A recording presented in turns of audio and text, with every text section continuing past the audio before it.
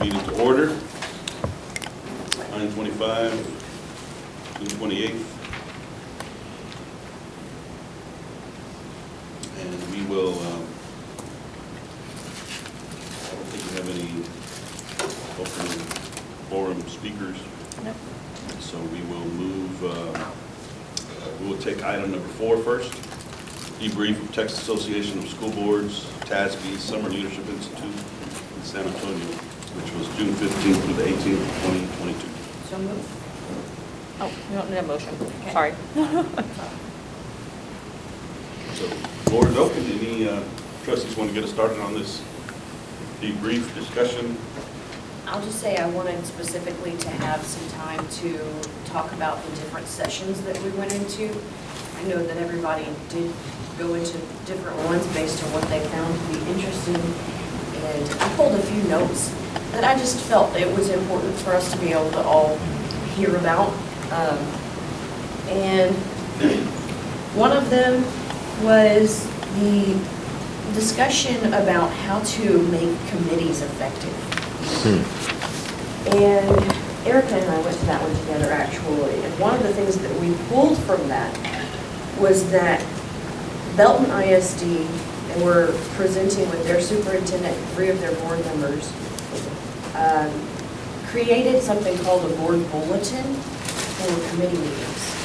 So whenever the committee meeting was done, rather than having to wait until an actual board meeting to get a breakdown of what occurred, the information was disseminated through the board bulletin immediately after the committee meetings. And so I just find that that's probably a very beneficial way to ensure that we're all communicating clearly. And it comes from their superintendent. I'm sure that it can easily be done as like, something of the secretary sending, here's the minutes of what was discussed, and just going through and posting something. Just to disseminate all the information so everybody knows. Yeah, that makes great sense. Because the whole primary purpose of the committees is so you can meet more frequently, be more agile. But it's also to disseminate the information and the findings from the committees to the rest of the board members. So essentially it becomes like, here's the one-pager of what happened. Okay. Another one that I went to was in the Board Officer Academy. Something that I pulled from this, it was actually one of the really long ones that they went the full morning, 2 sessions. And so there was a lot of really good information, but something that seemed particularly stand out that continued to come up was that most of these boards do an officer cycle, just as we've tried to implement, we've implemented it as an oral thing, verbal thing. It's not in policy. And we're very stringent about it needs to be in policy. I don't necessarily think that we do need that. I'm not trying to advocate that we should do that, but just to let y'all know that's what they said. And specifically that they said that the 1 year was too short, that they do 2-year cycles, and that they have a new election for board officers every 2 years because it helped to ensure that they actually had time to get in, understand the processes, and then figure out what it is that they want to do and implement them.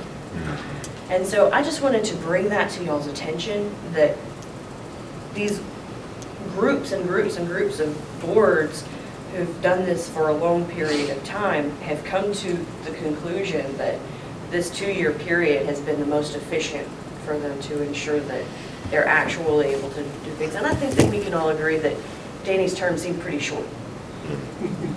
I mean, it goes by fast, And so I think that we're all in a great place, and that's lucky that we're all in a great place, that we're all kind of in an agreement about how things are moving, and a transition was not harmful for us in any ways. It might be really beneficial because Richard's got a lot of great input to bring to this organization.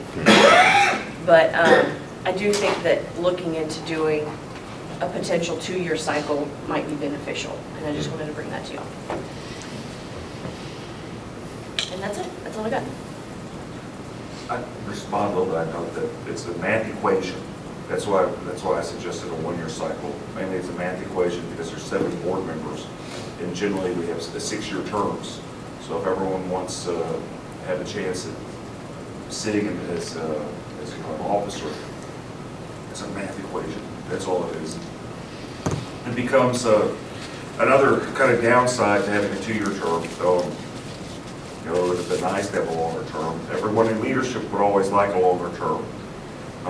It's also nice not having it too after you've been in leadership. You'll find how nice it is not doing it. The most contentious thing, the thing where you have most fighting over typically is leadership. So if you set it up in a way, that's why I try to push for like a rotation where everyone had a chance to be it, to have that opportunity. It would take away from that animosity that naturally comes with leadership. So that'd be my response to the 2-year term would be, watch out because you might be creating kind of animosity, unknowingly creating animosity because those that aren't able to serve as leadership might be envious of something they don't have. Yeah, I thought Danny had like 3 more months. I was like, it's done? I'm not ready. Real quick. And that's the very interesting part about that is that most boards, I think we have pretty much the longest board terms that I know of. Sarah, you work with a bunch of other districts. Absolutely do. Most are 3 or 4 years. No, 2 or 3 yeah, years. full term. 2 or They're 3. usually 2 or 3 years. Yeah. Oh wow, even shorter. So yeah, in fact they're doing 2 years there. So Yeah. that's the most interesting part to me is that they're advocating they probably only have a few years Yeah. at most. And a lot of them end up serving, 5, 6, 7, 8, 10 terms. Oh, yeah. Like, I Yeah. was. I was in a school district who had 2 board members. One's been on there since 1987, and the other one's been on the board since 1992. But they're probably doing a That's in the great job. county. Yeah. But I will say that sustainability of leadership is always good for a system. Things changing and in flux all the time. Yeah, from the board position, I don't think it impacts the system as much as it does with the superintendent and trying to get to know y'all's style and expectations. I have to adjust to how y'all like being communicated to. Even I go by even your response to when I call and say we got a problem. I just need to bring you up to speed, and then Danny will go, uh-oh. Eric's like, what you got? Problems happen. You know what I'm saying? It's just the personalities are different. I'm like, because I never know if they're going to overreact or want to be involved in this, that, and the other, or trust me that I'm going to handle it. You have to adapt to that. From a superintendent standpoint, one of the questions that I ask every president is, and Richard has gotten this, I've asked each of y'all this, is do you want me to call you every single Monday at 8 o'clock and debrief you? Or do you want me to call you when stuff happens? Or get and inform you? And so far, all 3 of them is like, call me when stuff happens and I need to know something. Don't call me. You don't have to call me every single Monday. Right. Because there's some Mondays where there's really nothing to tell you. That's not in the newsletter or something like that. So, nah, don't say that. So I'm open to 2 years. I don't have an issue with that. I mean, I just want us to be mindful with this cycle. We've had, and I won't say names, we've had people on this board in the past who had malintent. And some of the things that they did from the president's position was shocking and disturbing. And everything's great right now, but I still have the scars from some of that. I do. I've got scar tissue from that. And I just, you could be an election away from that happening. So that's one concern with putting it Yeah. in the policy as opposed And to the just having a speed by practice. which that happened last time, the speed. And we got 3 people who witnessed it. The person's first board meeting in 15 minutes, president. Unprecedented. And the next thing you know, we're in Austin, and I'm like, I've never testified against the president. So I think in relation to policy, I think to some extent, and I rarely ever say this, maybe the unwritten rule is better here. because it allows y'all the freedom of discretion. And when you have policy, you got to run it by the book, you know, for the most part. We've had precedents where that hasn't happened. You can always waive policy. Yeah, that's not a good thing to Yeah. do. Suspending rules. So, I'd like to add a couple things that I had from the SLI. So first of all, I really like to thank y'all for attending. I've been a superintendent for probably going on 11 years, and I've only been to SLI maybe 4 times. Actually, I take it back. That was the 4th time, because in my previous district, we only went 3 times. There's districts who can't even afford to go to SLI. You know, what you probably witnessed is the scope, that's just half the state. And there was 2,000 board members there. And many of those school districts were rural. They're small school districts. They're less than 3,000 students. It was interesting sitting with some other boards and learning about their school districts. But then I couldn't help but feel like we needed to all be sitting together, you know. And so I didn't remember the structure of that room until I went in there again. I was like, man, next time I need to save a table so we can all be sitting together. I hope that y'all picked up on, a lot of boards work well together, and they celebrate one another and be a part of the group.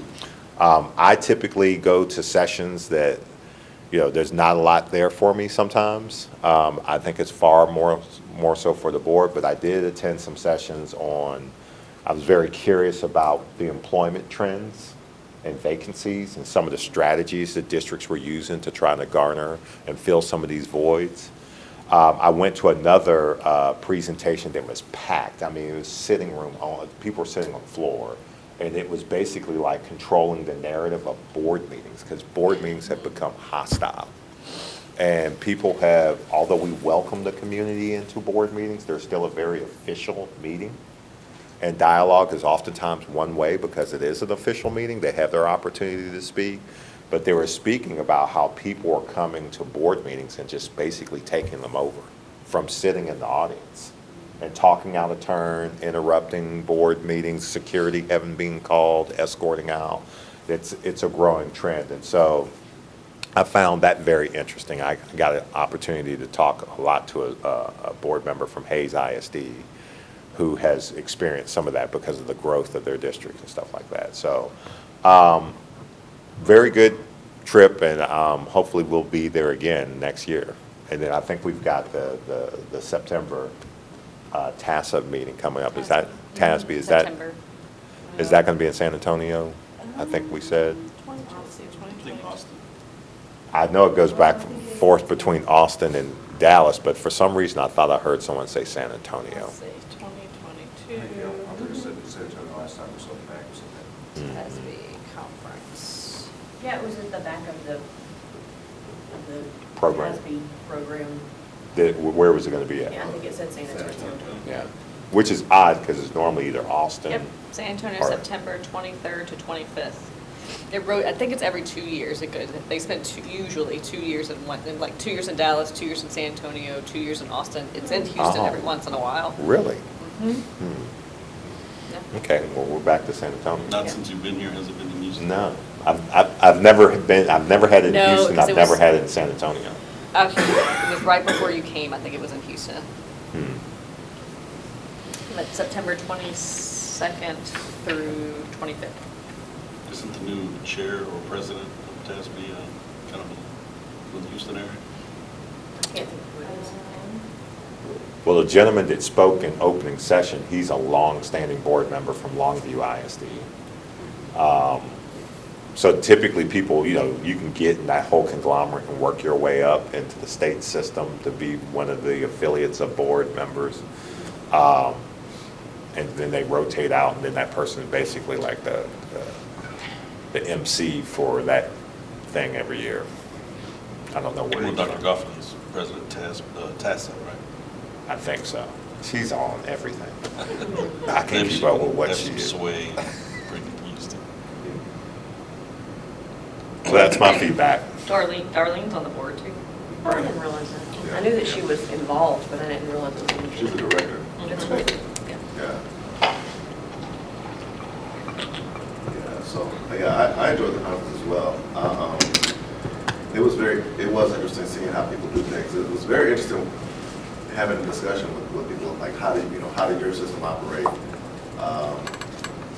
Especially some of the more urban, I guess, because I talked to more urban school districts, but it was interesting, the casual discussions of, okay, well, you're out in Holden, Texas, and, population 500, or, I think one of the boards I thought was interesting, one has, 25 board members. There was one that had, I think they're down in the valley somewhere. They're across a few counties. It was just really interesting to see how different boards serve different sets of kids. It's like one person from every family in the area. Yeah. So, yeah, it was interesting. I definitely think that it's good, and particularly for us, I think people figured out that we don't need those numbers, the continuing education credits. Everybody else is screwing to write them down, and we don't even need them. So they were like, "You don't need them? Y'all still here?" Like, they seem to be impressed that we actually care to understand the information. We actually want to learn how to do this job a little. Oh, yeah.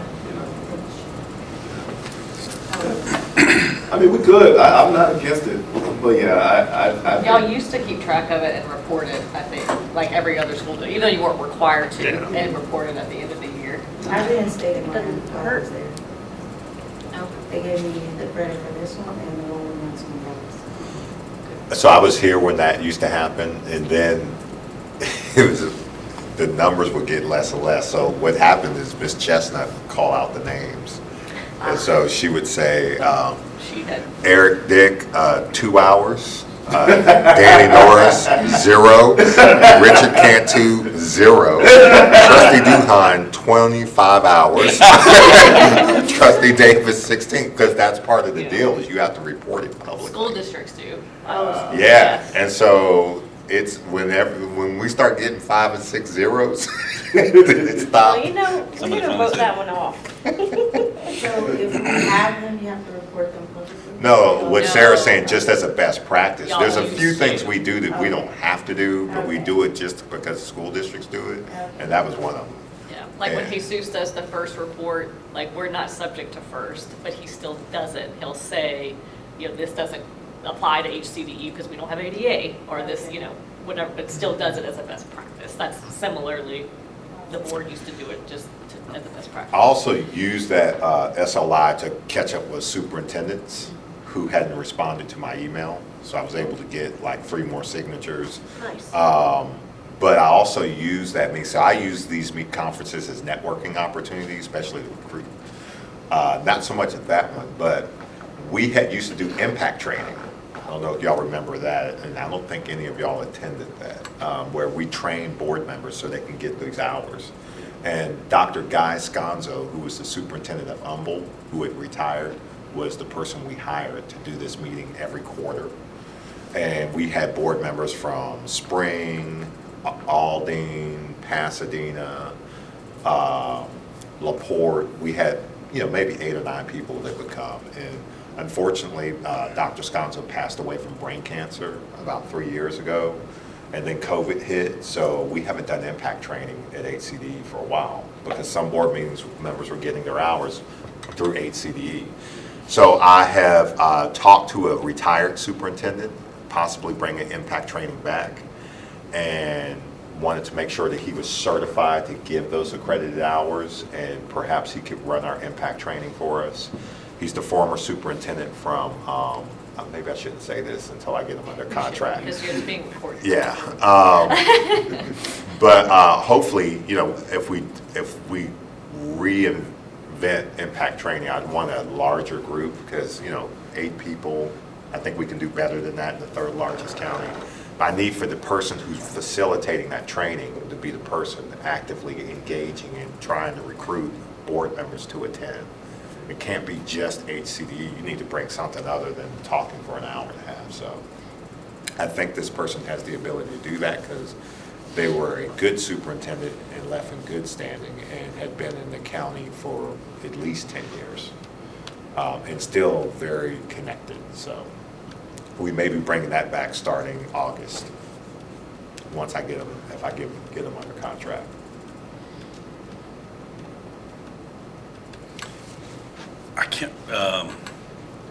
think of which session at the SLI was most impactful, but actually what comes to mind, what's fresher on my mind is I guess it was the closing by Ravi.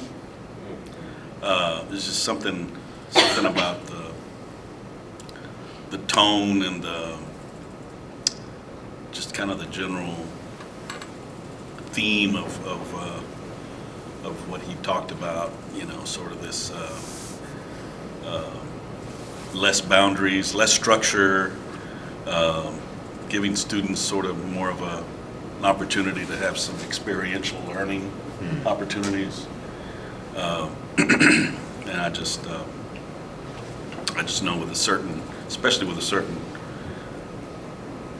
hard to reach group of students, usually those kinds of experiences can make a big impact on them, on their learning and on their opportunity to kind of open up and stuff. And so haven't started to read his book, but I just remember being really interested in what he's done and connecting kids from the U.S. to places all over the world, Europe, Asia, through Skype, and I guess now through FaceTime, or not FaceTime, but Zoom, and how even though there's a language barrier that, especially teenagers, that one of the ways they connect is through music and dance. And so, anyway, just wanted to mention that, and remind us to think about that, how we may be able to incorporate some experiences in nature. There's an organization called the Woods Project that does a lot of work with schools in Hcde and other districts that I'd like for us to look into partnering with. What's it called? The Woods Project, and it's basically a pretty simple deal, is to get kids from the city out into the woods and to experience nature, do some hiking. Yeah, I would love that. Kind of like, American Leadership Forum. Yeah. ALF. Yeah, and then it kind of takes me back to one of the coolest parks. When I worked at Parks and Rec, there was a park, a portion of a park that was called the Adventure. Actually, there was two of them. They were called Adventure Playgrounds, and there were just these odd, different, very creative set of amenities and just kind of an open kind of forum place for kids to play in public parks. It wasn't your typical swing set, merry-go-round, and basketball court. It was just stuff that would make their creativity come out, and and so I just want us to look into that kind of stuff. There was one at Freed Park, which is in Spring Branch, and then the other one was somewhere on the near southwest side. I can't remember the name of the park. I just remember, kids from rough neighborhoods that are just used to, especially places like Gulfton, where all they know is apartment complexes and concrete. Bringing them to another side of town to see something different, to see grass, to see trees, just blows their mind.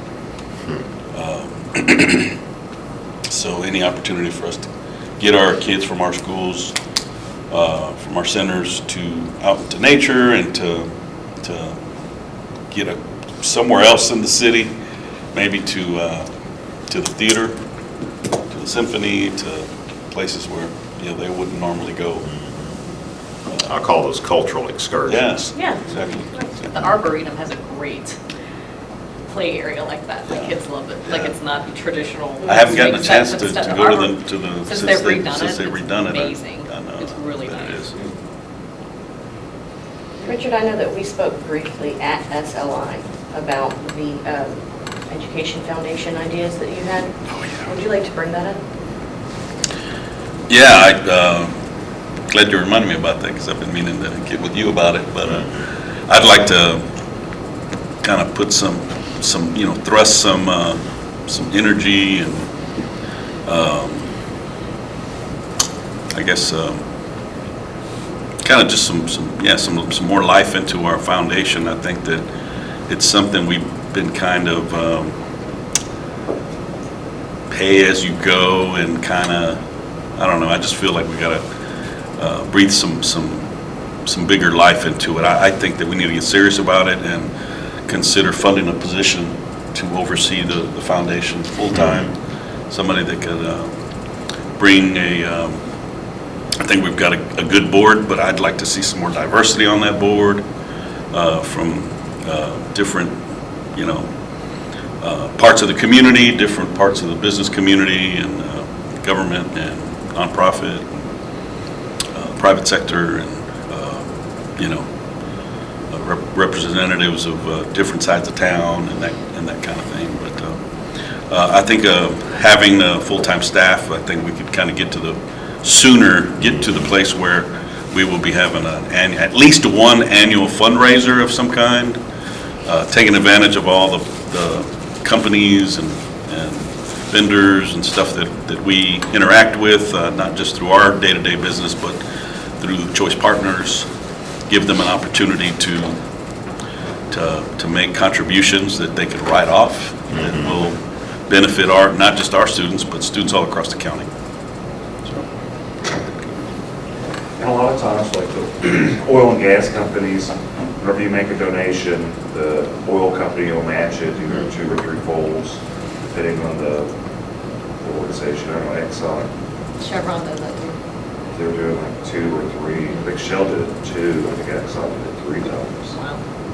So it wouldn't hurt us at all to incorporate the oil and gas industry, especially when they donate $1, the organization matches it or triples it, and they might start that up again, considering how well oil has been doing.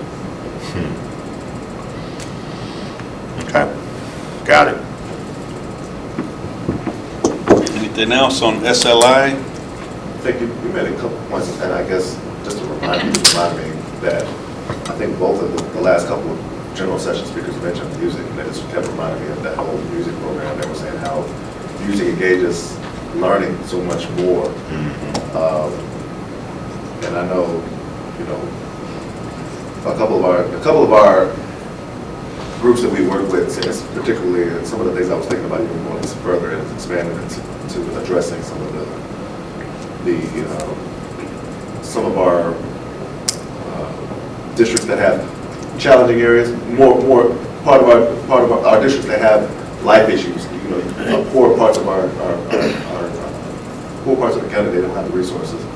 Figure out how we can serve in that regard, and not just start thinking of music. I'm not sure how, but it did remind me that at some point, incorporating music, some kind of music, even if it's a program, whether it be a small or after school or something, I'm not sure how, but it just reminded me. I know we talked about doing something possibly important too, that incorporates music, but it just made me think again that we really need probably to look into music in some regards as some form of supplement to help. Agreed, 100%. And we have lots of school districts and specific schools that are really strong, have a really strong music, Ocean of Soul type. We have a lot of local artists. Yeah. That's what I. But one thing that I don't see enough of is the theater arts. Unless, parents got the ability to pay for hits in the Heights or Tuts, or, you're either good enough to audition and get a spot, or you can pay your way in. I'd like to see more theater arts as well. I'll just add, I think, I appreciate everyone's comments. I think that the summer leadership definitely redefined where we are as society with diversity and participation of those boards over there. I think Hcde has a true presence there that other boards can definitely look up to, in a sense, for starting with diversity or implementation, or that we were all there and we didn't need credit. I also think that I'd love to see if we can have a get to know HCD community event where I can spearhead that, or some sort of speaking at some of the tables with other board members. You know, it's easily interpreted that they feel a certain way about the community, and they really don't. They have passion. They're very interested about engaging them. But until you reach like the level of music, it's like that level of engagement, I think that some boards are missing in Texas in general. And so I really enjoyed myself. I actually joined one of the board member organizations. I was excited about that. I'm a new kid on the block, I should say, in a sense, but you know, we're progressing. The pandemic progressed us even faster. And so what I am trying to learn is that people have not understood that to a certain extent, and I have to understand where I am in this progressive movement and how we as a board can do and implement what's best for the community. But the Summer Leadership Institute was great. I really did enjoy it. And huge kudos to y'all, because in my almost 16 years of representing HCDE, this is the first time y'all have actually gone to SLI. So kudos to y'all. And I think I've mentioned this to y'all before. I don't know, I think they've restarted at Region 4, they host the Gulf Coast Area Association of School Board meetings. Pre-pandemic, it was largely attended, but rarely would anybody from HCDE be there. Deborah Kerner went a handful of times. What's that? I don't know that I've ever been. It's TASB's affiliate, like local Gulf Coast affiliate meetings, but it's school board members. And so what the meeting consists of is somebody always sponsors dinner. It's in the evenings, because we've sponsored the dinner many times. And so you go through and you sit with all of these other school board members from Region 4. And so that might be a good opportunity for y'all, to split up and sit. I'm going to sit with, and they're good about splitting people. Yes, like intentionally. Like some of them all stay together, but very welcoming, very collaborative environment. So would be a good opportunity, I think, for y'all to spread the word, at least to other school board members, about HCD. And then there's usually a presentation where you get the all-important credit but there is that dinner portion where you can socialize and have that conversation. I think I went one time, like my first or second year. Whatever year, I remember getting flooded because it was. It's that region, Yeah, it was up there, but I remember on the way back, I got stuck trying to get down I-10 because it flooded that night. But I do remember, because that's the first time I realized, I was like, well, what's up with, they couldn't find me in the system. I was like, well, how do I get this credit stuff? I didn't even know we needed credit. Like, you don't need credit. So, but everybody else meetings are quarter. They used to be quarterly. Yeah. Could you share information about that with Ms. Baldwin so she can get it to us? Absolutely. Put it on. I'm hoping they have either restarted them or will be soon. Region 4 puts it on. They're looking for a new director, so. Yeah. But they used to be That'll be quarterly. They were every once a quarter. They probably haven't done much since the pandemic. I don't think they have, yeah. Do we have the ability to host one ourselves? That would be different. So Region 4 is 7 counties and 57 school districts. And we're 1 county and 25 school districts, so we're just a part of Region 4. But, So, yes. I mean, we could. I didn't note that you could monetize it because all the school districts can utilize choice partners. Yeah. So there is Yeah. even going to all these meetings, all these different events, don't forget that all the school districts, we can integrate with them, which helps Harris County. Yeah, I just don't know that our response would be the same as Region 4's because we're not the Region Service Center for like Liberty ISD or something like that, No, we're here Willis. for everybody's. And that would take a lot, and we'd have to get CE credits available. And That's not different. I mean, like, Yeah, I'm that's not certified to hard. give credit. Like, Yeah. it's not hard to certify, like, to, yeah, it's definitely worth consideration. And then we also need to be, With choice partners, let's try to grab them. but all I'm saying, we can absolutely do it, everyone. I hear y'all doing your Jedi mind trick over there. I don't want us to get cross with Region 4. yeah. Yeah. That's the biggest thing, is we're trying not to change and intersect lanes. And I'm dying to see who ends up getting that new job, because there's going to need to be a meeting between that person and myself and have lunch just to make sure that we're all, we come in peace. Yeah, we're not trying to mess up Region 4 at all. Because there's not always been the kind of peacefulness that we want between us and Region 4, and it shouldn't be the case. Do they tend to pull like superintendents for those positions? Like, what is? Oh, yeah. Yeah. Yeah, and so it's almost like a rite of passage. It's kind of like it's hard to become a soup if you've never been a principal. And then it's amongst this tribe, it's so snooty that they want you to have been a high school principal, because that job is way harder than any of the other principals.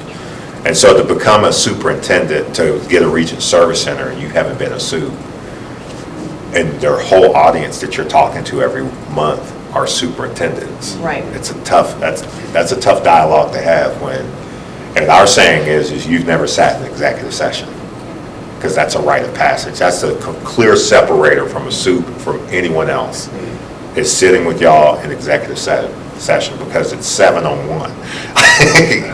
I mean, y'all will look at it from our standpoint, but from a superintendent standpoint, it's like, okay, it's just you and the 7 board members, and if they don't like you, there's people who haven't made it out of executive session. Oh, I'm telling you. Trust me, I've got many friends that went into executive session thinking one thing, and they got stuck in there and never made it out. We've seen some very, very bloody executive sessions. I'm telling you. Speaking of executive session, Yes, we're behind schedule. we have to go to executive session now, so do I have to read this under section? Yes, sir. Texas Government Code pursuant to all purposes permitted by sections 551.001 to 551.084, including but not limited to 551.071. And so we will, do I need a motion to? No, sir, just the time. It's 10:02. So it's 10:02, we will go into executive session.